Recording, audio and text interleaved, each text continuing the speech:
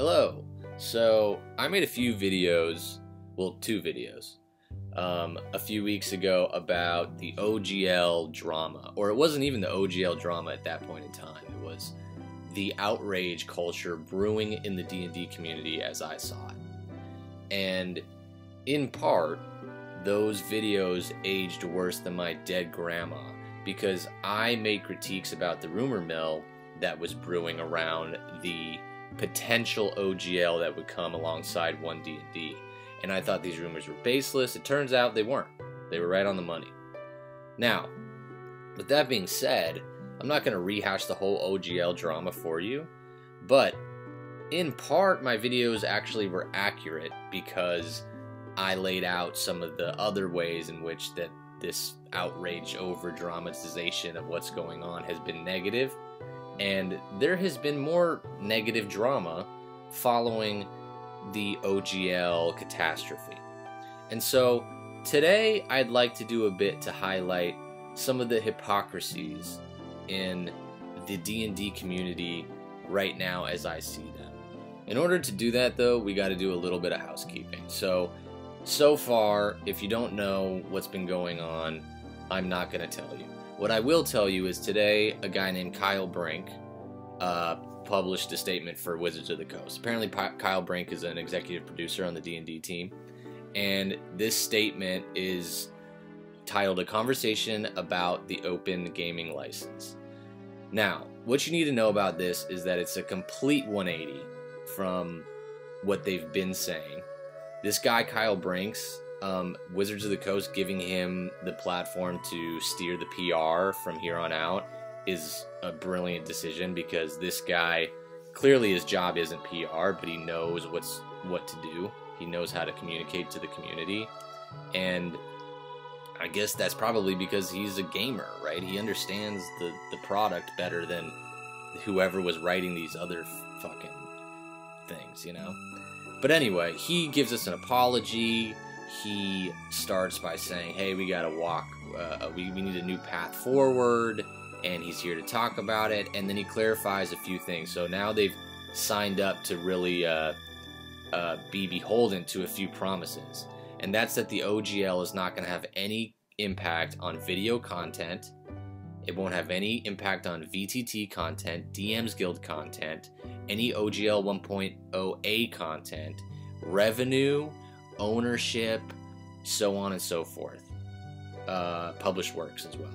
So those are big promises that are, again, a complete reversal of the league and the statement following the league, to be honest. So in my mind, you got to take this with a grain of salt, because, you know, fool me once, shame on whatever George Bush said about it. But point is, they lie. Does this guy Kyle lie? Probably not.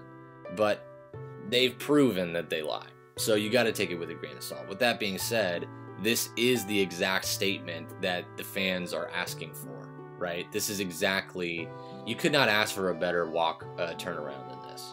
So, you know, grain of salt, but the right move. Now, the other piece of housekeeping is this idea about intellectual property law, copyright law, so on and so forth. I'm not a lawyer. I don't know why I have to preface that. Like, it shouldn't disqualify you from the conversation, but I am not a lawyer. However, I feel like I have a take on this that other people don't. So there's a conversation about how you can't own, or rather you cannot copyright a game, in the sense where you can't copyright the mechanics, the rules, the systems. You can copyright the lore, the properties of the game in terms of certain names and certain really names, and you know, if you're using art, things like that. And you can also copyright the way in which the rules are presented. With that being said, at the same time, while this is 100% true, at the same time, it's also true that there's a legal precedent for owning a game. And that precedent is in our community with D&D. TSR tried to bury third-party publishers and buried themselves in the process. And 4.0 essentially was going to do the same thing. So we need to really not use this whole, hey, copyright law can't be used to copyright a game as cover. Because the laws, the ruling that established that law, or that ruling, or that whatever,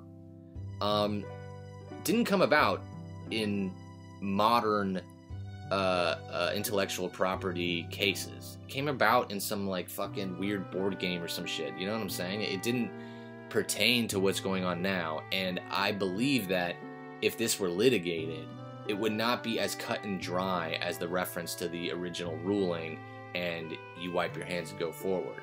I think that it should be litigated, to be honest with you.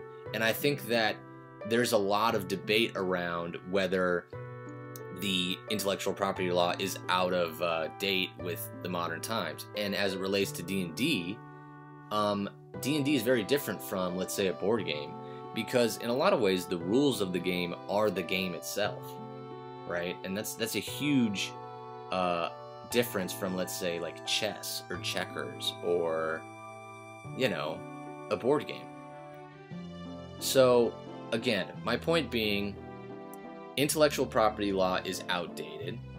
This idea that games cannot be copyright is true, and yet it's also true at the same time that companies will litigate their copyrights in a way that assumes that they cover the system's mechanics and rules. They're going to be willing to bury third-party publishers under you know, litigation hell in order to assert that that copyright. Whether or not that you know, that would be illegal, whether or not that would be immoral or whatever, I don't care about all that. I'm just saying this is not the Captain America's shield that you think it is. Because again, if it were to actually go to court and be litigated, there's a high likelihood that a different ruling would be made, a more nuanced ruling to deal with the nature of a game like D&D.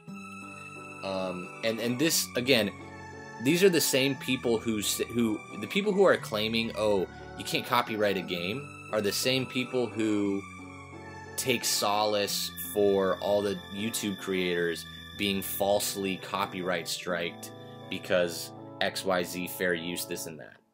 You know what I'm saying? My point is, like, the copyrights around intellectual property are outdated and used to silence, for example, content creators and to steal money from content creators.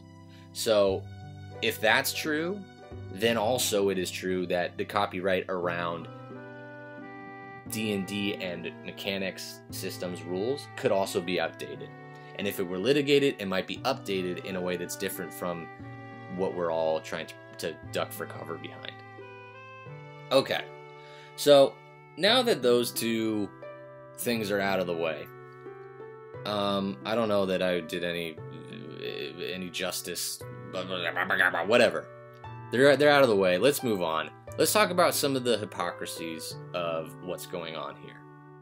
So, number one, this idea that everybody is upset about Wizards of the Coast potentially stealing revenue, stealing money, stealing ownership from third-party publishers and the like. Okay? I don't believe that that's fair. It feels draconian to me. And again, this new statement suggests that that won't be the case. But let's just play the idea that it would have been, for the sake of the outrage culture that has ensued. You know, what if it were anything else? What if we were talking about soda or clothing or a service, right? What if you give therapy or massages or anything? And now somebody else wants to make merchandise for your service or product. Nobody would be saying, hey, the original owner of that intellectual property doesn't have a right to that property, to that merchandise, to that revenue, to that so on and so forth, right? I mean, that to me is so obvious and intuitive to people. And yet with D&D, because it's the reverse way around, because this has been an open thing and now it's potentially being closed off, people find that that's immoral in a way that I don't think is really fair. Because again, for example, a third-party publisher, the third-party publisher wants to take, essentially, the intellectual property owned by Wizards of the Coast and build their own product on top of it. And yet, any wording that suggests that then the owner of that original intellectual property can then build off of or take from that built product on their product is somehow terrible. I don't understand that. And I think that that's hypocritical, to be honest.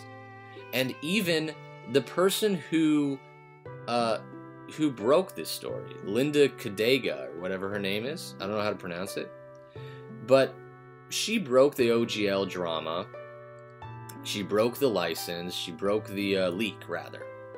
And good on her. I mean, that was brilliant, and I'm so glad that this has happened. But let's look at this tweet she tweeted. She said, "If you screenshot or reference my Wizards of the Coast / OGL 1.1 investigation in your own tweets, at least link my article. I need to eat." Does that not... Isn't that... I mean, like, it's a bit ironic, right? Because isn't that kind of what the OGL 1.1 is also trying to assert? It's like, hey, if you take what we do, if you screenshot our work and you do something with it, at least kick back to us.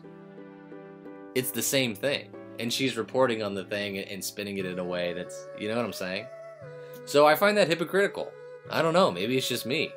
But in my mind, it feels very hypocritical. It feels like this is a more nuanced thing than people want it to be. They want it to be so cut and dry immoral on the part of Wizards of the Coast, and I think in a lot of ways it is very draconian. I don't believe in the 1.1 leak. I am against it and everything like that, but I think that the issue has more nuance than people are willing to engage in. And the idea that, oh, your life is ruined because now Wizards of the Coast is going to close off their property rights, like, that's crazy to me. That means that you are putting your eggs in the wholly wrong basket. And that takes me to my next point. Is like this thing about cancel D&D Beyond subscriptions. And, you know, D&D be gone and Wizards of the Coast, let's sink that ship. And all of this kind of rhetoric.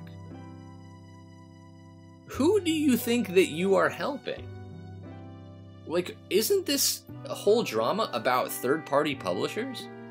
Why isn't the hashtag, hey, let's buy third-party publisher content? Let's promote these sorts of games. Let's do this and that and the other thing. You get what I'm saying? Like, why isn't that part of the conversation? Why isn't this being, why isn't the hashtag buy third-party content, let's play a third-party module, let's play third-party this and that. Instead, it's this thing that I think I was really keen on in my original videos about there was already sort of a brewing culture ready to jump down on WotC and burn it to the ground. And it's being fueled by this eat the rich thing, it's being fueled by this corporate greed criticism, and again, there are very valid viewpoints in those views or whatever, but in my mind the issue is way more nuanced, and there's a hypocrisy to saying, hey, listen, let us eat whatever we want and you can't eat off my plate, right? I mean, that seems pretty cut and dry to me, especially when you take the idea when we talked about the copyright law. if, and again, it is true that you cannot copyright systems mechanics, so on and so forth.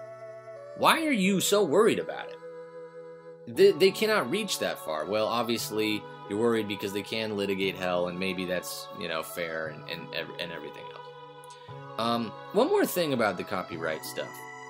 So, again, you can't own a game, you can't own the systems mechanics rules, etc. But the OGL is literally an open license for the systems mechanics and rules, so that's like almost a legal oxymoron right there. And then on top of it, when you look at Paizo and what they're trying to do and establish their own OGL, which they're calling an ORC, the ORC is even going to be owned, suggesting that that would be violating the copyright law, right? So these are really all just legal oxymorons and shows of good faith by the companies involved, Paizo's ORC and WotC's OGL. They're just them sort of covering their legal bases and at the same time giving goodwill or perceived goodwill from their mind, even though that WotC's shooting themselves in the fucking neck. That's what's going on. And so again, in my mind, it should be litigated. I think a litigation would yield a different result than a lot of people might think. You know, it seems obvious to people that it would just be ruled, oh, you can't own this shit. But I don't know about that. Any other hypocrisies, really, that I want to talk about? I don't think so. I mean, I haven't really done much here, did I? We didn't really talk about much. But, you know, I kind of felt like Linda's tweet was a little bit hypocritical. I think, like, the burn the WotC to the ground thing is a little bit like, why don't we buy third-party content? I think that, you know, you wanting to build your plate to the moon and not share any food, but you're taking food off of WotC's plate is a little hypocritical. I think this idea, too, that WotC or that D&D is an open game, like, I agree with the sentiment that D&D is very different from a lot of other medium because the communication and the way the game is developed is very different from a lot of other games. It's like developed in a way that uses community feedback. The back and forth between the community and the developers is a lot grayer than it is in, let's say, a book, a movie, a video game, etc. But with that being said, I don't think that that should stop a company from protecting their property. And I don't think that it means that D&D is innately an open source product. I think that TTRPGs are an open source product, and that anybody should be able to make a TTRPG, and that D&D probably isn't the best version of what TTRPGs can be. But I don't believe that a particular slice brand of a TTRPG is in nature open source because it's the master brand. That to me seems like a very shallow understanding of what's going on.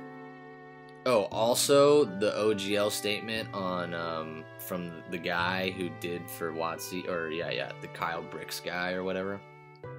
He said that they're gonna open source the open gaming license and have the community give feedback via surveys on everything that's going on, which I find kind of hilarious. But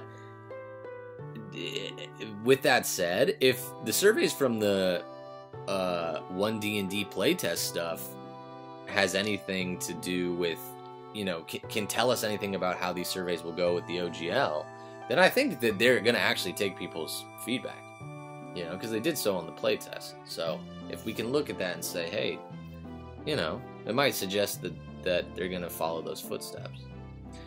But regardless, I think I've covered everything. Yeah.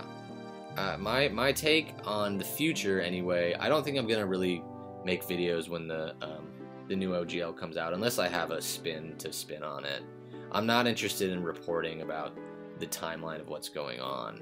I'm more interested on how the future is going to end up and how the community handles it. I don't think that Paizo's ORC is like the shining beacon of hope that everybody thinks it is. I think at the end of the day, what we need is good products, right? We need a good system that we can build on and that third parties can build on. And at its core, I don't know that what Paizo is presenting is going to be the best system, but we'll have to see. And I'm excited to see. I am about to start a Pathfinder campaign. I played a little Star Wars one-shots, you know, like I'm dipping my toes around, and I'm happy to do so. It's exciting. But the systems need to be good. And I'm not convinced with the Paizo thing. And I'm not convinced that we need to, you know, shoot WotC. But we'll see what happens, right? We'll see what happens on Friday. They're going to put out their thing. It's going to be good. It's going to be bad. Who knows? But when we see the OGL draft, there's going to be a lot of conversation. And I think that people should be hesitant when they view the draft. I think that they should, before they get into the surveys, I think they should really reflect on what the implications of the OGL draft are, and not have knee-jerk reactions and just review bomb the surveys, because I think that a lot of people are going to use that to take out their anger. But, you know, the OGL will go around, the lawyers in our community will give their takes, and then people will sort of have a better understanding. But here we are. They've said the right thing. Can't really believe them. We'll see what happens. But until then, the hypocrisies we need to look out for, because they could be dangerous going forward. In the end, I love you, and bye.